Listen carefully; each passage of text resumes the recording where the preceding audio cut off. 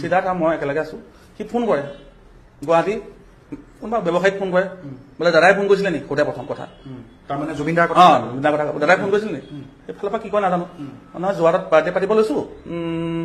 কিমান দিব দাদাই 2 লাখ টকা দিব কৈছে সেইফালৰ পৰা কয় কিবা কিবি মানে বাৰ্গেনিং চলে হ'ব 1.5 লাখ দিব তাৰপিছত নাচে 1.5 লাখ আহি গ'ল আকৌ ফোন মাৰে দাদাই টকা 3 লাখ দিব কৈছিলে যোৱা তাত বাৰ্থডে আছিলে আপোনাক কৈছিলে নেকি এনেকে আভুৱা ভয় বোলে নাই কোৱা দাদাই ক'ব কৈছিলে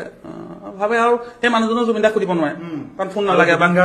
নাম ক'লে নাও ক'ব নোৱাৰে অসমত বাৰ্গেনিংও কৰিব বেয়া পায় হয়তো তেওঁলোকেও অসমৰ মানুহ জুবিনদাক ভাল পোৱা মানুহ সেই পইচা 10 লাখ টকা 10 মিনিটত উঠাইছে মই নিজ চকুৰে 10 মিনিটত 10 লাখ টকা উঠাইছে 10 মিনিটৰ এইটো ৰুমত মানে এইটো ৰুমত মই যিটো ৰুমত কথা পাতি আছো এইটো ৰুমত উঠাইছে 10 লাখ টকা আৰু তাৰপিছত কি কৰে সেই 10 লাখ টকা তেওঁ ইনভেষ্ট কৰিলে নে নাই আকৌ 60,000 টকা এটা মোক দিছে পেণ্ডেলক কাক দিছো মই কম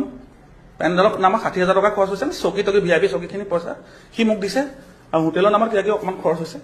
বাকী গোটেই পইচা সি লৈ দিলে